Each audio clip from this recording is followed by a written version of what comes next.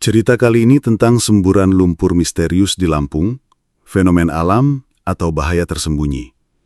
Cerita ini sudah diubah dan diedit sedemikian rupa oleh editor seperti kisah atau berita yang ada di sekitar kita.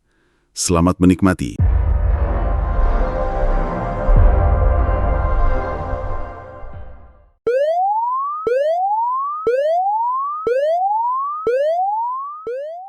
Pagi itu, langit Desa Karangsari, Lampung Selatan, tampak cerah tanpa tanda-tanda hujan. Burung-burung kutilang berkicau di antara pepohonan kelapa, dan suara riuh pasar mingguan terdengar dari kejauhan. Di tengah suasana yang biasanya damai, Sutrisno, petani berusia 47 tahun, sedang berjalan menuju sawahnya dengan cangkul di bahu. Di tengah perjalanan, ia melihat asap tipis membumbung dari arah lahan kosong di pinggir desa, tempat biasanya anak-anak bermain layangan. Awalnya Sutrisno mengira itu hanya kabut pagi yang tertinggal, tapi langkahnya terhenti ketika terdengar suara blup-blup seperti air mendidih, diikuti dentuman kecil yang menggema di tanah. Ia menunduk, mencoba mencari sumber suara. Dari jarak sekitar 30 meter, tanah terlihat berguncang ringan, lalu tiba-tiba, wush, semburan lumpur coklat pekat melesat ke udara, mencapai hampir 2 meter tingginya. Bau belerang menyengat langsung menusuk hidung, membuat Sutrisno menutup mulut dan hidungnya dengan ujung sarung. Ya Allah, apa ini? Gumamnya, mundur beberapa langkah. Rasa takut bercampur rasa penasarannya membuatnya tak langsung lari, tapi ia segera merogoh ponsel dari saku dan menelepon sahabatnya, Jaya, yang rumahnya hanya 200 meter dari lokasi. "Jai, cepat ke sawah dekat pohon beringin tua. Ada tanah nyembur lumpur." Suaranya terbata-bata. Tak butuh lama, kabar ini menyebar. Warga mulai berdatangan. Beberapa membawa ponsel untuk merekam. Suara-suara terkejut terdengar. "Kayak air panas aja. Ini mah kayak di berita lumpur Lapindo itu." Bau belirangnya kuat banget. Di antara kerumunan, Siti, seorang guru SD yang juga suka meneliti fenomena alam, berusaha mendekat. "Jangan terlalu dekat, bisa aja ada gas beracun," serunya. Namun, beberapa anak muda tetap mencoba mengabadikan momen dari jarak dekat, meski kakinya nyaris terperosok ke lumpur basah. Lahan kosong itu mulai dipenuhi warga, hingga kepala desa, Pak Rahman, datang dengan napas terengah. "Semua mundur, kita nggak tahu ini bahaya atau nggak," perintahnya sambil memanggil perangkat desa untuk memasang tali pembatas seadanya. Ia kemudian menghubungi pihak BPBD Kabupaten. Di langit, matahari mulai meninggi. Sinarnya memantul di permukaan lumpur yang terus menyembur perlahan tapi stabil. Bau menyengat makin terasa, membuat beberapa orang menutup hidung dengan kaos atau sapu tangan. Seseorang dari kerumunan berbisik, "Dulu kakek saya pernah cerita, tanah di sini pernah marah karena diganggu." Sutrisno berdiri agak jauh, masih menatap semburan itu dengan wajah tegang. Pikirannya bercampur aduk antara takut lahannya ikut rusak atau penasaran apakah fenomena ini akan berlanjut. Sementara itu, video rekaman warga sudah mulai beredar di grup WhatsApp desa dan bahkan di media sosial. Judul-judul dramatis bermunculan, "Lampung punya lumpur Lapindo" dan "Tanah nyembur di Desa Karangsari." Belum ada yang tahu apakah ini hanya gejala alam biasa atau tanda dari sesuatu yang jauh lebih berbahaya. Tapi satu hal pasti, desa yang biasanya sepi, kini sedang bersiap menjadi sorotan seluruh negeri. Siang harinya, suasana di Desa Karangsari sudah jauh berbeda. Jalan tanah menuju lokasi semburan lumpur kini dipenuhi warga, motor, dan mobil bak terbuka. Tali pembatas sederhana yang dibuat perangkat desa pagi tadi tak lagi mampu menahan rasa penasaran pendatang. Beberapa orang bahkan nekat merangkak melewati batas, ingin memotret lumpur dari jarak sangat dekat. Sutrisno berdiri di bawah rindang pohon beringin tua. Matanya terus mengamati semburan yang sejak pagi tak kunjung berhenti. Di sampingnya, Jaya mengimbaskan topi untuk mengusir bau belerang yang menusuk. "Tris, ini aneh. Kalau cuma air tanah, baunya nggak begini," kata Jaya sambil memicingkan mata. Tak lama kemudian, suara sirine terdengar dari arah jalan utama desa. Sebuah mobil SUV berwarna putih dengan logo BPBD Kabupaten Lampung Selatan berhenti tak jauh dari kerumunan. 4 orang berseragam oranye turun membawa peralatan seperti alat deteksi gas, kamera, dan tabung sampel. Salah satunya, pria berkumis tebal bernama Pak Wicaksono langsung memberi instruksi tegas. Semua warga mundur. Radius 15 meter harus steril. Kami akan melakukan pengukuran. Ucapnya dengan nada yang tak bisa ditawar. Pak Rahman, kepala desa, segera menghampiri. Pak, ini sejak pagi nyembur terus. Kami khawatir kalau lumpurnya makin meluas. Pak Wicaksono mengangguk. Makanya, kami bawa alat ini, Pak. Pertama, kita cek kandungan gas. Kalau ada metana atau belerang pekat, ini bisa berbahaya. Warga mulai menyingkir perlahan, meski beberapa masih merekam dari jauh. Siti, guru SD yang dari pagi ikut mengamati, mendekat ke Sutrisno. Kalau benar ada gas, kita bisa kena pusing atau pingsan kalau kelamaan di sini. Sutrisno hanya mengangguk. Tapi pandangannya tak lepas dari alat yang dipegang petugas tabung kecil dengan layar digital yang berkedip-kedip. Petugas memasukkan selang ke dalam semburan lumpur yang masih bernafas dengan suara blup-blup menakutkan. Angin siang yang panas membawa aroma belerang makin tajam, membuat beberapa warga terbatuk. Sementara itu, dari kejauhan, terdengar suara drone berputar. Rupanya seorang vlogger lokal bernama Anton ikut meliput untuk konten YouTube-nya. Ini luar biasa guys, mirip banget kayak fenomena Lapindo, tapi ini di Lampung. Jangan lupa like dan subscribe, teriaknya ke arah kamera. Sekitar 15 menit kemudian, Pak Wicaksono berdiskusi serius dengan timnya. Ekspresinya mengeras. Ia berjalan ke arah Pak Rahman dan berkata pelan tapi tegas, Pak, hasil awal menunjukkan kandungan gas belerang cukup tinggi. Ini tidak aman untuk didekati. Saya sarankan evakuasi radius 50 meter dan jangan biarkan warga mendekat. Pak Rahman langsung menoleh ke perangkat desa. Cepat buat pengumuman. Suruh semua orang mundur sekarang. Namun, sebelum warga benar-benar menjauh, terdengar suara dentuman keras dari lubang semburan. Dum! Disusul cipratan lumpur lebih tinggi dari sebelumnya. Beberapa orang menjerit, berlari ke arah yang berlawanan. Sutrisno dan Jaya saling berpandangan dengan wajar pucat. Siti meraih lengan Sutrisno. Kalau ini terus membesar, bisa-bisa sawah kita habis. Di tengah kepanikan, drone Anton masih berputar, merekam setiap detik kejadian. Entah ini akan jadi berita viral atau awal dari bencana besar yang belum pernah terjadi di desa itu. Malam itu, Desa Karangsari terasa jauh lebih sunyi dari biasanya. Angin dari arah sawah membawa aroma belerang samar, seperti mengingatkan warga bahwa semburan lumpur di tepi desa masih terus bernapas di kegelapan.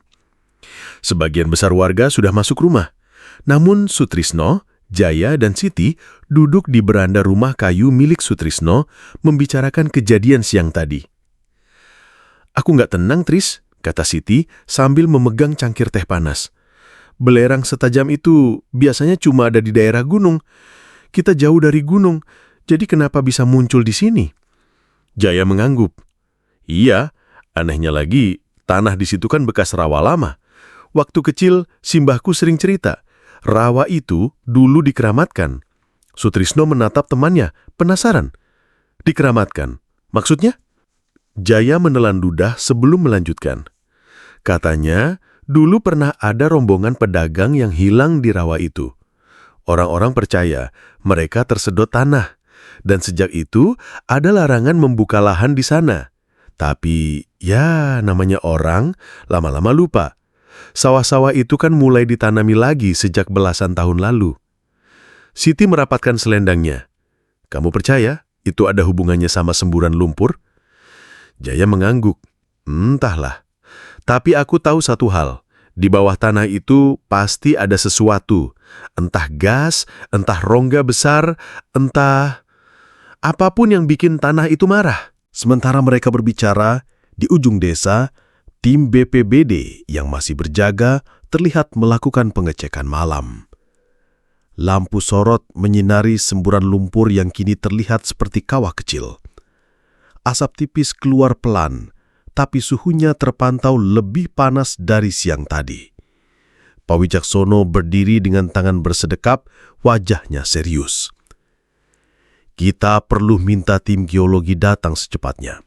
Polanya ini mirip tekanan bawah tanah yang gak stabil.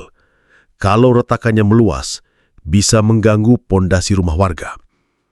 Katanya pada salah satu anggota tim. Di tengah kegelapan, seekor burung hantu melintas cepat di atas kepala, membuat Siti tersentak. Sutisno mencoba bercanda untuk mencairkan suasana. Tenang Sit, itu cuma burung, bukan roh rawa. Tapi tawanya terdengar hambar karena di lubuk hatinya ia juga merasa ada sesuatu yang ganjil. Sekitar pukul 11 malam, dari arah sawah terdengar suara blup besar disusul letupan lumpur kecil. Tim BPBD segera bergerak dan Sutrisno, Jaya serta Siti yang penasaran ikut mendekat dari kejauhan. Lumpurnya kini bercampur gelembung gas yang mengeluarkan suara mendesis, seperti ada sesuatu yang mencoba keluar. Pak Wicaksono memberi tanda untuk mundur. Kalau tekanan ini terus meningkat, besok kita bisa lihat semburan yang lebih besar. Saya nggak mau ada yang celaka. Sutrisno menatap lumpur itu lama. Entah kenapa, ia merasa semburan itu seperti punya ritme. Muncul, diam sebentar, lalu muncul lagi. Seakan mengikuti nafas makhluk yang terjebak di bawah tanah. Di langit malam yang bertabur bintang, hanya ada satu hal yang pasti.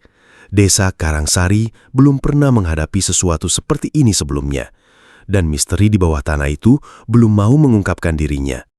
Keesokan paginya, Desa Karangsari kedatangan 3 mobil bak terbuka yang mengangkut peralatan besar.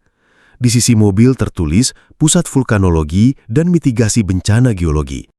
Dari mobil pertama, turun seorang pria berusia sekitar 50-an, berkacamata, dengan wajah yang memancarkan ketegasan. Dr. Arif Nugraha, ahli geologi yang sudah puluhan tahun menangani fenomena bawah tanah.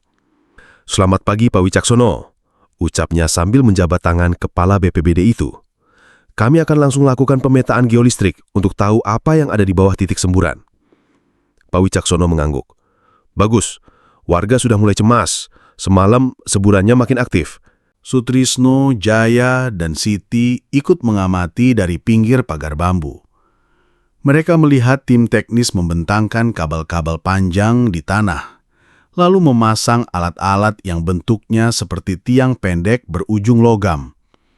Beberapa anggota tim mulai mengetuk tanah dengan palu besar, sementara layar monitor memperlihatkan garis-garis berwarna. Dr. Arif menatap monitor itu lama, lalu mengerutkan kening. "Ini aneh," gumamnya. Seorang teknisi menoleh. "Kenapa, Pak? Seharusnya di kedalaman segini kita hanya menemukan lapisan tanah liat dan pasir. Tapi di bawah titik semburan ini ada rongga besar. Dan bukan cuma satu. Ada 3 saling terhubung seperti jaringan gua," jawab Dr. Arif pelan, seolah tidak ingin warga yang menguping mendengar. Sutrisno yang punya telinga tajam langsung menatap Jaya. "Jaringan gua? Bukannya rawa itu dulu memang katanya dalam banget?" Jaya mengangguk, matanya serius. "Dan kalau rongganya terhubung, berarti tekanan gasnya juga bisa nyebar ke tempat lain." Dr. Arif melanjutkan, "Yang lebih mengejutkan, suhu di dalam rongga itu tinggi sekali, seperti ada reaksi kimia atau aliran panas yang terjebak. Kalau tekanannya lepas, semburannya bisa lebih besar dari sekarang." Pak Wicaksono menarik napas panjang. "Berarti kita harus siap-siap evakuasi sebagian warga, Dok." Saat tim memindai area sekitar, salah satu teknisi berlari kecil mendekati Dr. Arif. "Pak, kami menemukan sesuatu di tepi rongga struktur padat yang bukan batu. Bentuknya mirip pintu kayu." Dr. Arif menatap teknisinya dengan heran. pintu kayu di kedalaman 11 meter. Mustahil. Siti yang mendengar kata pintu langsung merinding. Ia teringat cerita simbahnya tentang pintu menuju dunia lain yang ada di dasar rawa. Sutrisno dan Jaya saling berpandangan. Keduanya tahu temuan ini bukan sekedar masalah geologi biasa. Matahari sudah tinggi, tapi hawa di sekitar semburan lumpur tetap terasa lembab dan berat. Dr. Arif menatap lubang semburan itu lama, seolah mencoba membaca rahasia yang disimpannya. Pak Wicaksano, kita perlu gali informasi dari warga soal sejarah tempat ini. Kalau memang ada pintu di bawah sana, kita harus tahu siapa yang menaruhnya dan kenapa. Di kejauhan, suara semburan lumpur kembali terdengar. Kali ini lebih keras, seakan memperingatkan bahwa mereka sudah terlalu dekat dengan kebenaran. Sore itu, Balai Desa Karangsari dipenuhi warga. Cahaya jingga matahari sore masuk lewat celah-celah papan dinding, memantulkan bayangan panjang di lantai kayu.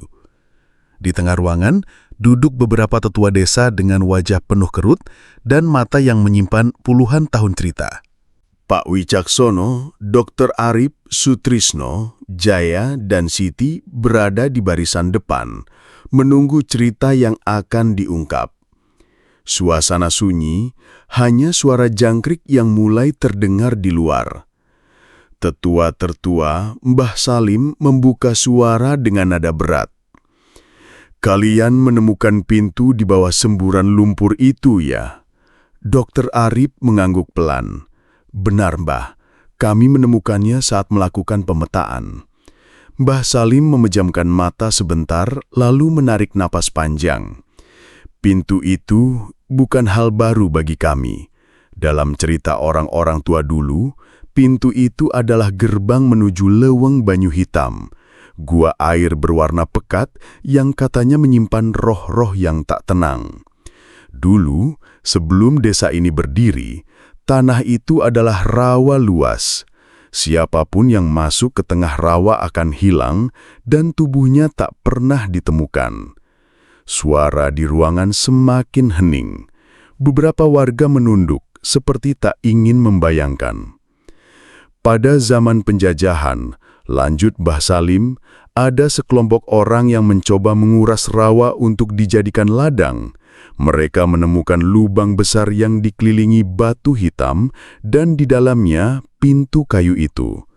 Mereka bilang pintunya dingin seperti es meski udara di sekitar panas. Malam setelah pintu itu ditemukan, 3 pekerja menghilang. Tidak ada jejak, tidak ada teriakan, hanya suara blup seperti sesuatu tenggelam. Siti menggenggam lengan Jaya, merasakan bulu kuduknya meremang. Sutrisno menelan ludah. Bah, jadi pintu itu sudah ada dari dulu, dan sekarang semburan lumpur itu membukanya lagi. Mbah Salim mengangguk. Lumpur itu mungkin bukan hanya air tanah bercampur gas. Bisa saja itu nafas dari apapun yang ada di balik pintu. Dr. Arif berusaha tetap rasional, tapi sorot matanya menunjukkan kegelisahan. Kalau benar ada ruang besar berisi air atau lumpur di bawah, pintu itu bisa menjadi tanda bahwa tempat ini dulu sengaja ditutup. Pertanyaannya, kenapa? Mbah Salim menatap lurus ke arah Dr. Arif. Karena ada janji yang pernah dibuat oleh nenek moyang kami. Janji untuk tidak membukanya lagi. Janji yang jika dilanggar akan membangunkan dia. Dia siapa? Tanya Siti hampir berbisik. Maryam, jawab Mbah Salim lirih. Roh perempuan yang terikat di dalam sana. Menurut legenda, dia tidak akan pernah beristirahat sebelum janji itu ditepati. Dan semburan itu mungkin tanda dia sedang gelisah. Di luar, langit sore mulai gelap. Angin bertiup membawa aroma lumpur basah dari arah semburan. Semua yang ada di ruangan tahu ini bukan lagi sekedar masalah geologi atau bencana alam. Ada sesuatu yang lebih tua, lebih dalam, dan jauh lebih berbahaya yang sedang bangkit. Malam itu, semburan lumpur di Karangsari tampak lebih mencekam dari biasanya. Kabut tipis bergelayut di atas permukaan tanah, memantulkan cahaya lampu sorot yang dipasang tim keamanan desa. Lumpur itu masih menyembur perlahan, mengeluarkan bunyi gemericik yang anehnya terdengar seperti bisikan. Dr. Arif, Sutrisno, Jaya, dan Siti berdiri di tepi garis pengaman yang dibuat dari tali tambang. Pak Wicaksono tak ikut malam ini, memilih tetap di balai desa untuk mengkoordinasikan warga yang berjaga. "Apa kalian dengar itu?" tanya Siti. Matanya berkeliling, mencoba menemukan sumber suara. Jaya mengernyit. "Suara air?" "Bukan," sahut Sutrisno pelan. "Itu seperti suara orang berdoa." Dr. Arif menyalakan alat perekam suara. "Entah ini fenomena akustik atau hal lain, tapi saya ingin memastikan." Ia melangkah hati-hati ke arah semburan. Lumpur memantulkan cahaya bulan yang mengintip di balik awan, membuatnya tampak seperti kolam hitam pekat. "Arif, mundur!" bisik Siti, yang kini merasakan udara di sekitarnya menjadi dingin menusuk. Tapi Dr. Arif justru melangkah lebih dekat, terpaku pada sesuatu di tengah semburan. Pintu kayu yang mereka lihat siang tadi kini terlihat lebih jelas. Lumpur mengalir di sekelilingnya, tapi pintu itu tetap kokoh berdiri. Dan yang membuat bulu kuduk mereka berdiri, pintu itu perlahan bergetar, seperti ada sesuatu yang berusaha mendorong dari dalam. Sutrisno menyalakan senter dan mengarahkannya ke pintu. Saat cahaya mengenainya, mereka semua terdiam. Di permukaan pintu muncul bercak-bercak gelap yang membentuk pola wajah. Wajah seorang perempuan dengan mata kosong menatap lurus ke arah mereka. "Ya Tuhan!" Jaya mundur selangkah. "Kita harus pergi." Namun sebelum mereka bisa bergerak, suara itu berubah dari bisikan menjadi jeritan panjang yang menusuk telinga. Lumpur memercik ke segala arah mengenai wajah dan pakaian mereka. Di kejauhan, anjing-anjing desa menggonggong keras seolah merasakan bahaya. Dr. Arif mematikan alat perekam dan berlari ke arah yang lebih aman. "Kita lapor ke Pak Wicaksono sekarang juga. Ini bukan hanya fenomena alam." Siti masih menoleh ke belakang, melihat pintu itu yang kini kembali diam. Tapi ia tahu, malam ini pintu itu telah berbicara, dan besok mungkin akan membukanya. Hujan semakin deras. Semua orang mundur, tapi pandangan tak lepas dari pintu tersebut. Dr. Arif mencoba mengambil gambar, namun kamera hanya menampilkan gangguan visual bayangan hitam bergerak cepat di sekitar pintu. Tiba-tiba, pintu itu terbuka lebar. Dari dalamnya keluar semburan lumpur yang membawa serpihan kayu, kain basah, dan sesuatu yang membuat semua orang menjerit.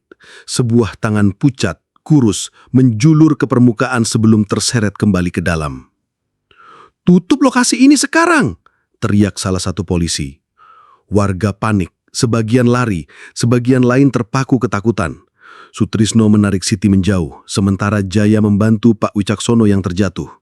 Dr. Arif tetap berdiri, menatap pintu yang kini berayun pelan seolah melambai. Ia merasa ada sesuatu atau seseorang yang memanggilnya. Namun sebelum ia bisa melangkah, pintu itu menutup sendiri dengan hantakan keras. Lumpur berhenti menyembur, menyisakan genangan pekat dan keheningan yang menakutkan. Hanya suara hujan yang terdengar. Beberapa orang mengira itu sudah berakhir, tapi Siti tahu dari tatapan Dr. Arif, pintu itu hanya menunggu waktu untuk terbuka lagi. Dan ketika itu terjadi, tidak ada yang bisa menjamin siapa atau apa yang akan keluar.